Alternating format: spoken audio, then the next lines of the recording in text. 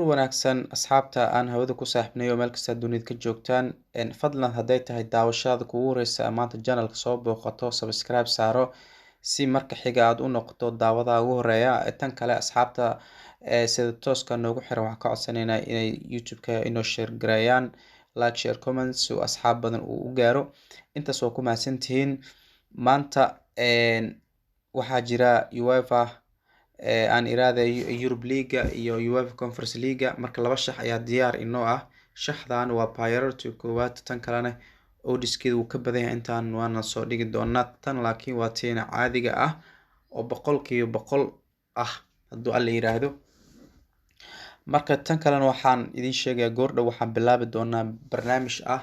saadaali oo guuleyso waxaad saadaali doontaa ciyaaryahanka goolka dhalinayo sidoo kaleeto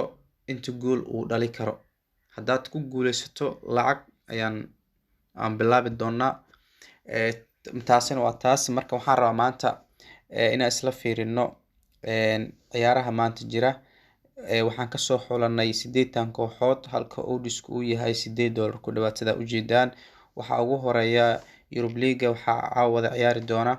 2 saac oo rubi dhiman geeska Africa AC Oman iyo Manchester United iyo AC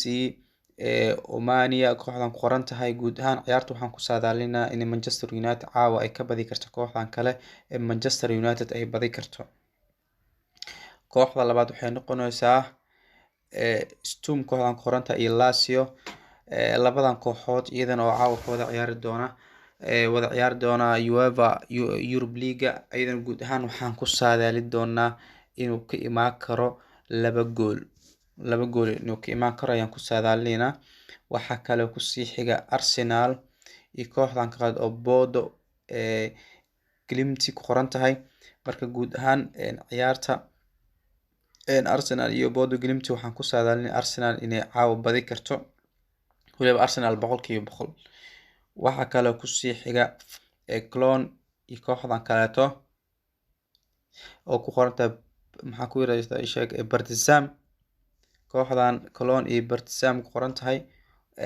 Cologne ayaa badi karta laakiin double chance ayaa saaranayna maadaama Cologne koox saas u weyn oo ay saaheen oo horyaalka Jarmalka ka ciyaarta marka guud ahaan ciyaartan waxaan ku saadaalinaynaa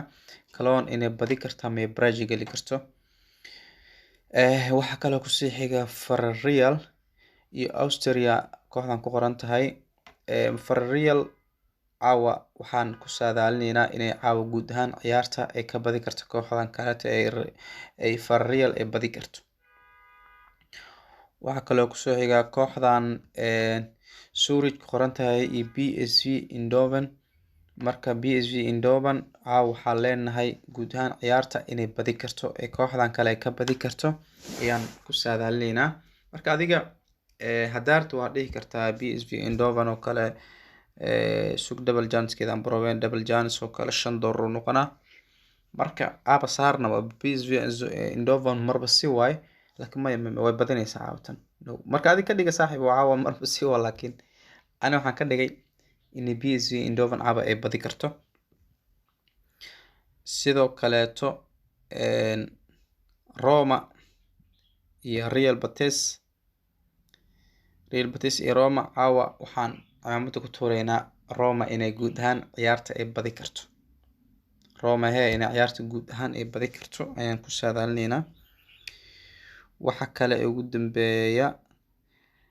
Freiburg iyo Nantes kooxdan marka waxaan saareynaa tani double chance ayaan saareynaa inay badi karto ama ay Brazil gali karto balse waxaa xoogaa shaki inoogu jira tan PSV Eindhoven waxaa leenahay saaxiibayaal waxaa leenahay double chance saareyna wax walba dhici kara marka la ka daarteed aniga horta waa badinaysaa ka dhiga laakiin adiga saas ka dhigo ama saan ka dhigo marka sidii markaas ku hor laakiin saas ayaan ka dhigay marka 8 kooxood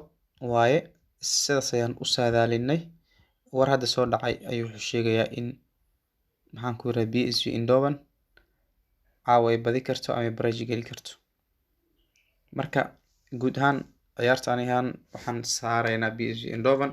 inay badi karto ama Brazil gali karto marka koodka waa kaasa shaxda kalena waa soo dhigi doonaa. Guuleysta aad baa u mahadsantihiin saaxiibayaal.